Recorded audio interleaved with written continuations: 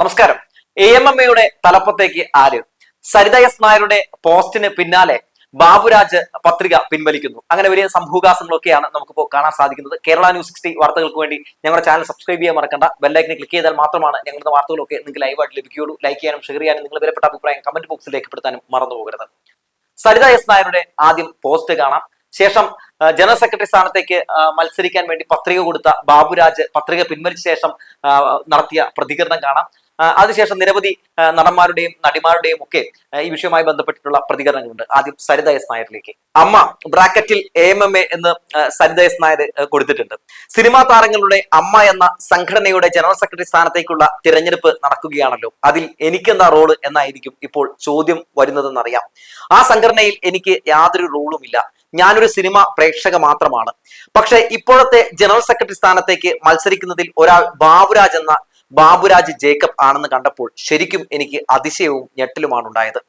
ഒരു സാധാരണക്കാരിയായ വളരെയധികം ബുദ്ധിമുട്ട് അനുഭവിക്കുന്ന, ചികിത്സയ്ക്ക് പോലും ശരിക്കും കഷ്ടപ്പെടുന്ന ഒരു അവസ്ഥയിലാണ് ഞാനുള്ളത്. ജനറൽ സെക്രട്ടറി സ്ഥാനത്തേക്ക് മത്സരിക്കുന്ന ഒരാൾ ചതിയൻ ബാബുരാജ് ജേക്കബ് ആണല്ലോ എന്നതുകൊണ്ട് മാത്രമാണ് ഇനി അതേപറ്റി പറയാതിരിക്കാനാകില്ല എന്ന് തോന്നിപ്പോയി. 2018 അതായത് എനിക്ക് അസുഖങ്ങളുടെ പ്രാരംഭഘട്ടത്തിൽ നല്ലൊരു ചികിത്സ ചെയ്തിരുന്നെങ്കിൽ ഒരുപക്ഷെ ഇത്രത്തോളം ബുദ്ധിമുട്ട് ആയി പോകില്ലായിരുന്നു.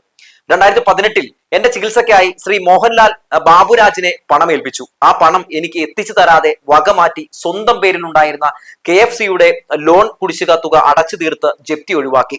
എന്നോട് മാത്രമാണോ എന്ന് ഞാൻ അന്വേഷിച്ചു. അല്ല, ബാബുരാജ് സമാനമായ നിരവധി തട്ടിപ്പുകൾ കേരളത്തിലും ദുബായിലും ഒക്കെ ചെയ്തിട്ടാണ് നിൽക്കുന്നത്. ദുബായിൽ ഒരു വൻ തട്ടിപ്പ് നടത്തിയത് കാരണം പുള്ളിക്ക് തിരിച്ച് അവിടേക്ക് പോകാതിരിക്കുകയാണ്. പാസ്പോർട്ട്, റെസിഡൻസ് കാർഡ് കോപ്പി ഞാനിവിടെ നൽകുന്നുണ്ട്, ആർക്ക് വേണമെങ്കിലും പരിശോധിക്കാം. ഇദ്ദേഹം അമ്മയുടെ ജനറൽ സെക്രട്ടറി സ്ഥാനത്തേക്ക് വന്നാൽ എന്താണ് സംഭവിക്കുക എന്ന് എനിക്ക് പറയാൻ അറിയില്ല. സ്ത്രീ അഭിനേതാക്കൾ കൂടെ ഉൾപ്പെടുന്ന ഒരു സംഘടനയാണ്. പ്രായഭേദമില്ലാതെ ആർക്കും ഒരു ബുദ്ധിമുട്ട് ബാബുരാജ് കാരണം ഉണ്ടാകാതിരിക്കട്ടെ എന്ന് മാത്രമേ പറയാൻ പറ്റുകയുള്ളൂ. സ്ത്രീകളുടെ പ്രായം പുള്ളിക്ക് പ്രശ്നമല്ല. ഒരു സാധാരണക്കാരിയായ സ്ത്രീക്ക് ലഭിക്കുന്ന ചികിത്സാ സഹായം പോലും ചതിയിലൂടെ സ്വന്തമാക്കി എടുത്ത് സ്വന്തം കാര്യം മാത്രം ക്ലിയർ ആക്കുന്ന ഒരാളാണോ അമ്മയെ പോലെ ഉള്ള ഒരു സംഘടനയുടെ തലപ്പത്തേക്ക് വരേണ്ടത്? ഞാൻ ബാബുരാജിനെതിരെ നിയമപരമായ വഴികളിലൂടെ നീങ്ങിയിരുന്നു. പിന്നീട് പലർക്കും അതുകൊണ്ട് ബുദ്ധിമുട്ടുണ്ടാകും എന്ന് ചിന്തിച്ചു. ആ പരാതി അങ്ങനെ തന്നെ നിലനിൽക്കുന്നുണ്ട്. അമ്മയുടെ ജനറൽ സെക്രട്ടറി ആകാൻ പറ്റിയ ഒരാളല്ല ബാബുരാജ് എന്നാണ് സരിത എസ് നായർ സമൂഹ മാധ്യമങ്ങളിൽ എഴുതിയത്. പിന്നാലെ തന്നെ ഈ പോസ്റ്റ് ചർച്ചയാകുന്നു. ബാബുരാജ് ഈ പത്രിക പിൻവലിക്കുന്നുണ്ട്. പത്രിക പിൻവലിച്ച ശേഷം ബാബുരാജിന്റെ മറുപടി ഇങ്ങനെയായിരുന്നു: ബഹുമാനപ്പെട്ടവരെ, വിഴുപ്പലക്കാൻ താല്പര്യമില്ലാത്തതിനാൽ അമ്മ സംഘടനയുടെ പ്രവർത്തനങ്ങളിൽ നിന്ന് ഞാൻ എന്നേക്കുമായി പിന്മാറുകയാണെന്ന് ഇതിനാൽ അറിയിക്കുന്നു. ഈ തീരുമാനം ആരെയും ഭയന്നിട്ടല്ല. കഴിഞ്ഞ 8 വർഷക്കാലം അമ്മ സംഘടനയിൽ പ്രവർത്തിച്ച എനിക്ക് പീഡന പരാതികളും അപവാദങ്ങളും മാത്രമാണ് സമ്മാനമായി ലഭിച്ചത്. അംഗങ്ങളിൽ നിന്ന് ലഭിച്ച ചാനൽ ഉപദേശങ്ങൾ എന്റെ ഹൃദയത്തിൽ മരണം വരെ സൂക്ഷിക്കും. കഴിഞ്ഞ 10 മാസക്കാലം കമ്മിറ്റിക്ക് ഒട്ടേറെ നല്ല കാര്യങ്ങൾ ചെയ്യാൻ സാധിച്ചിട്ടുണ്ട്. അതിന്റെ തുടർച്ച ഉണ്ടാകണം എന്ന ലക്ഷ്യത്തോടെയാണ് ഞാൻ വീണ്ടും മത്സരിക്കാൻ തീരുമാനിച്ചിരിക്കുന്നത്. ലാലേട്ടൻ കമ്മിറ്റിയിൽ ഇല്ല എന്ന് പറഞ്ഞപ്പോൾ തന്നെ ഞാനും പിന്മാറാൻ ആഗ്രഹിച്ചിരുന്നു. എന്നാൽ അന്ന് എല്ലാവരും ചേർന്ന് എന്നെ പിന്തിരിപ്പിക്കുകയായിരുന്നു. ഇത്രയധികം ആരോപണങ്ങളെ പ്രതിരോധിച്ച് സംഘടനാപരമായ കാര്യങ്ങളുമായി മുന്നോട്ട് പോകുന്നത് ഇപ്പോൾ എനിക്ക് പ്രയാസകരമാണ്. എന്നെ മത്സരത്തിലൂടെ തോൽപ്പിക്കാമായിരുന്നു. അതായിരുന്നല്ലോ ജനാധിപത്യമായ രീതി. എന്നാൽ ഇത് എനിക്ക് താങ്ങാൻ കഴിയുന്നതിലും അപ്പുറമാണ്. എന്നെ വിശ്വസിച്ച് എല്ലാ പിന്തുണയും നൽകിയ എല്ലാ അംഗങ്ങൾക്കും ഈ അവസരത്തിൽ ഞാൻ എന്റെ ഹൃദയംഗമായ നന്ദി രേഖപ്പെടുത്തുന്നു. അമ്മ സംഘടനയ്ക്ക് എല്ലാവിധ നല്ല ഭാവിയും നേരുന്നു. എല്ലാവർക്കും നല്ലത് സംഭവിക്കട്ടെ എന്ന് ഞാൻ ആശംസിക്കുന്നു. സ്നേഹത്തോടെ ബാബുരാജ് ജേക്കബ് എന്നാണ് പറഞ്ഞിട്ടുള്ളത്. എന്തായാലും ബാബുരാജും പത്രിക പിൻവലിച്ചിരിക്കുന്നു. പ്രസിഡന്റ് സ്ഥാനത്തേക്ക് ശ്വേതാ മേനോനും ദേവനും തമ്മിലാണ് മത്സരം നടക്കുന്നത്.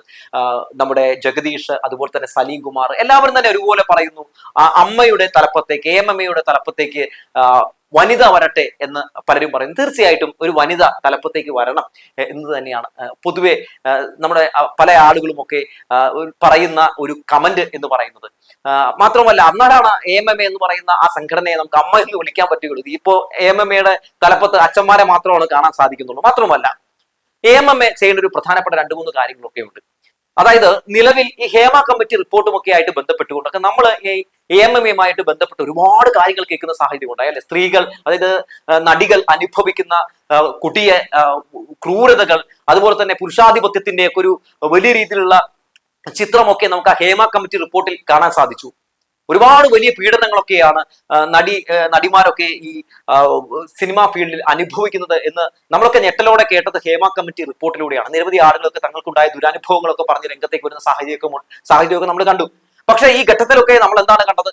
അത് മോഹൻലാൽ ആകട്ടെ, അല്ലെങ്കിൽ മമ്മൂട്ടി ആകട്ടെ, ഏത് നടന്മാർ തന്നെ ആകട്ടെ, പൃഥ്വിരാജിനെ അങ്ങ് മാറ്റി നിർത്തിയാൽ മറ്റുള്ള നടന്മാരൊക്കെ ഈ വിഷയത്തിൽ മാധ്യമങ്ങളുടെ മുമ്പിൽ ഒരു പ്രതികരണം നടത്താൻ പോലും ഭയന്നു, പ്രതികരണം നടത്താതെ ഒഴിഞ്ഞു മാറുന്ന കാഴ്ച ഇതൊക്കെ നമ്മൾ കാണുന്ന സാഹചര്യം ഉണ്ടായി. ഗതികെട്ടപ്പോൾ മോഹൻലാൽ മാധ്യമങ്ങളെ കാണുന്നുണ്ട്. പക്ഷെ ഒരു വ്യക്തമായ മറുപടി, മാധ്യമപ്രവർത്തകരുടെ ചോദ്യങ്ങൾക്ക് വ്യക്തമായിട്ടുള്ള ഉത്തരങ്ങൾ ഒന്നും മോഹൻലാലിനും നൽകാൻ കഴിഞ്ഞില്ല. മോഹൻലാലൊക്കെ തന്റെ അധ്യക്ഷ പദവി, അതായത് പ്രസിഡന്റ് സ്ഥാനം രാജിവെച്ചുകൊണ്ടാണ് ഈ ഇതിൽ നിന്ന് ഒഴിഞ്ഞു മാറിയത് എന്നുള്ളതാണ്. മോഹൻലാലിനെ പോലുള്ള നടന്മാരൊക്കെ സ്വാഭാവികമായും അത്തരം വിഷയങ്ങളിലൊക്കെ AMMയുടെ പ്രത്യേകിച്ച് പ്രസിഡന്റ് സ്ഥാനത്തിരിക്കുന്ന ഒരു വ്യക്തി എന്ന നിലയിൽ ഇത്തരം ഹേമ കമ്മിറ്റി റിപ്പോർട്ടും ഒക്കെ ആയിട്ട് ബന്ധപ്പെട്ട് ഉയർന്നു വരുന്ന ചോദ്യങ്ങൾക്കൊക്കെ വ്യക്തമായ മറുപടി അദ്ദേഹത്തിന് നൽകേണ്ടിയിരുന്നു. പക്ഷെ അദ്ദേഹം നൽകിയില്ല എന്നത് ഏറെ നിരാശപ്പെടുത്തിയ ഒന്ന് തന്നെയാണ്. ലാലേട്ടൻ നമ്മുടെ ഇഷ്ടപ്പെട്ട ഒരു നടനാണ്, മമ്മൂക്ക നമ്മുടെ ഇഷ്ടപ്പെട്ട നടനാണ്. പക്ഷേ ഇത്തരം വിഷയങ്ങളിലൊക്കെ പ്രതികരിക്കാതെ ഒഴിഞ്ഞു മാറിയിട്ടുണ്ടെങ്കിൽ, അവർ പ്രതികരിച്ചിട്ടില്ലെങ്കിൽ പ്രതികരിച്ചിട്ടില്ല എന്ന് തന്നെ പറയാൻ യാതൊരു മടിയുമില്ല. അതുകൊണ്ട് ആരാണോ ഇനി AMMയുടെ തലപ്പത്തേക്ക് വരുന്നത്, അവർ ഇത്തരം സിനിമ സെറ്റുകളിൽ നടിമാർ നേരിടുന്ന കൊടിയ ക്രൂരതകൾക്കെതിരെയൊക്കെ വലിയ രീതിയിലുള്ള നടപടികൾ സ്വീകരിക്കുന്നതിന് വേണ്ടി, ഒപ്പം അവർക്ക് സുരക്ഷിതത്വം ഉറപ്പ് വരുത്തുന്നതിന് വേണ്ടിയുള്ള ഇടപെടലുകളൊക്കെ നടത്തേണ്ടതുണ്ട്.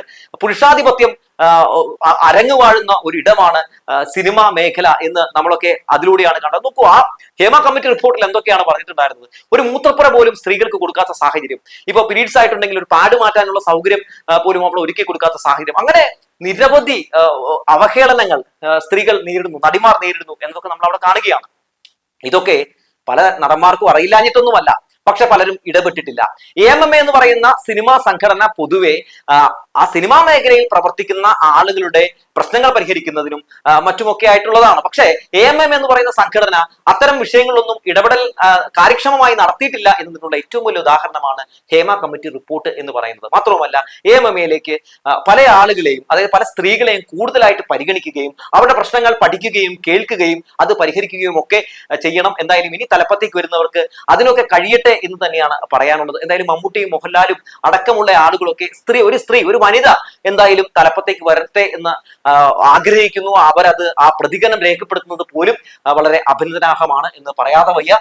മാത്രമല്ല, നിരവധി ആളുകൾ ഇപ്പോൾ തന്നെ ഈ പത്രിക സമർപ്പിച്ച പല ആളുകളും ഒക്കെ പത്രിക പിൻവലിച്ചിട്ടുണ്ട്. ഇപ്പൊ ബാബുരാജിനെ പോലുള്ള ആളുകളൊക്കെ പത്രിക പിൻവലിച്ചതുമായിട്ട് ബന്ധപ്പെട്ട് എനിക്ക് പറയാനുള്ളത്, പൊതുവെ നിരവധി ഈ ഹേമ കമ്മിറ്റി റിപ്പോർട്ടൊക്കെ പുറത്തു വന്നതിന് ശേഷം നിരവധി ആളുകൾ പല രീതിയിലുള്ള കേസുകളുമൊക്കെ ആയിട്ട് ബന്ധപ്പെട്ടൊക്കെ കുടുങ്ങിക്കിടക്കുന്നുണ്ട്. അത്തരം ആളുകളൊക്കെ പൊതുവെ തങ്ങളുടെ കൈ ശുദ്ധമാണെന്നും ഇപ്പോൾ വന്നിട്ടുള്ള ആരോപണങ്ങളിലൊന്നും കഴമ്പില്ല എന്നും ഇതിലൊന്നും ഞങ്ങൾക്ക് യാതൊരു പങ്കുമില്ല എന്നും ഒക്കെ അവർ ആ ഒരു കാര്യത്തിൽ വ്യക്തത വരുത്തിയ ശേഷം മാത്രം നിയമത്തിന് മുമ്പിൽ തങ്ങളുടേതായിട്ടുള്ള ഒരു വേർഷൻ അത് കറക്റ്റ് ആയിട്ട്, അതായത് ഈ വിഷയങ്ങളിലൊന്നും ഞങ്ങൾ പ്രതികളല്ല എന്ന് തെളിയിച്ചതിന് ശേഷം മാത്രം ഇത്തരം മത്സരങ്ങളിലൊക്കെ പങ്കെടുക്കുക, പത്രിക കൊടുക്കുക എന്നതാണ് പറയാനുള്ളൂ. ഷൈൻ ടോം ചാക്കോ, സിദ്ദിഖ്, അതുപോലെ തന്നെ പല നടന്മാരുണ്ടല്ലോ, ഇവരൊക്കെ പല രീതിയിലുള്ള പല ആരോപണങ്ങൾ, പല കേസുകളിലൊക്കെ പെട്ട ആളുകളാണ്. അവരൊക്കെ മാറി നിൽക്കുന്നുണ്ടല്ലോ. അതുപോലെ ബാബുരാജും തീർച്ചയായിട്ടും മാറി നിൽക്കേണ്ട ഒരു വ്യക്തി തന്നെയാണ്. കാരണം നിരവധി ഇത്തരത്തിലുള്ള കേസുകളൊക്കെ ബാബുരാജിന്റെ പേരിലൊക്കെ വന്നിട്ടുണ്ട്. അതുകൊണ്ട് ബാബുരാജ് ഒരു പോസ്റ്റ് ഇട്ടത് കൊണ്ടായില്ല, ബാബുരാജിനെതിരെ വന്നിട്ടുള്ള കേസുകളൊക്കെ കഴമ്പില്ലാത്ത കേസുകളാണെന്നും ആ കേസുകളിലൊന്നും താൻ പ്രതിയല്ല എന്നും ഒക്കെ തെളിയിക്കുകയാണ് ആദ്യം ചെയ്യേണ്ടത്. അല്ലാതെ മത്സരിച്ച് ജയിച്ച് ആ തലപ്പത്ത് കസേരയിൽ പോയിരിക്കുകയല്ല ഇപ്പോൾ ആദ്യം ചെയ്യേണ്ടത് എന്നുള്ളതാണ്. നിങ്ങളൊക്കെ ഇഷ്ടതാരങ്ങളാണ്. ഞങ്ങളെ സംബന്ധിച്ച്, ഞങ്ങളെ പ്രേക്ഷകരെ സംബന്ധിച്ച് നിങ്ങളൊക്കെ ഞങ്ങളുടെയൊക്കെ ഞങ്ങളൊക്കെ ഇഷ്ടപ്പെടുന്ന നടന്മാരാണ്. നല്ല വ്യക്തികളുമായി നിങ്ങൾക്ക് മാറാൻ കഴിയുമ്പോഴാണ് പൂർണ്ണമായും നിങ്ങളെയൊക്കെ ഞങ്ങൾക്ക് ഉൾക്കൊള്ളാൻ കഴിയുകയുള്ളൂ. സിനിമയിലെ ഹീറോകൾ ജീവിതത്തിലും ഹീറോയായി മാറണമെങ്കിൽ സിനിമയിലൊക്കെ ഏതൊക്കെ രീതിയിൽ നിങ്ങൾ നടന്മാരായിട്ട് ഞങ്ങളെയൊക്കെ വലിയ രീതിയിൽ ആവേശത്തിലാഴ്ത്തുന്നുണ്ടോ അത്തരത്തിലുള്ള രീതിയിലൊക്കെ തന്നെ പല വിഷയങ്ങളുമൊക്കെ നിലപാടുകൾ രേഖപ്പെടുത്തിക്കൊണ്ട് നിങ്ങൾ വലിയ രീതിയിൽ തന്നെ ഞങ്ങളുടെയൊക്കെ റോൾ മോഡലായിട്ട് മാറേണ്ടതുണ്ട്. എന്തായാലും AMMയുടെ തലപ്പത്തേക്ക് നടക്കുന്ന സംഘടനാ തെരഞ്ഞെടുപ്പിന് മത്സരിക്കുന്ന എല്ലാവർക്കും ആശംസകൾ നേർന്നുകൊണ്ട് നിർത്തുകയാണ്.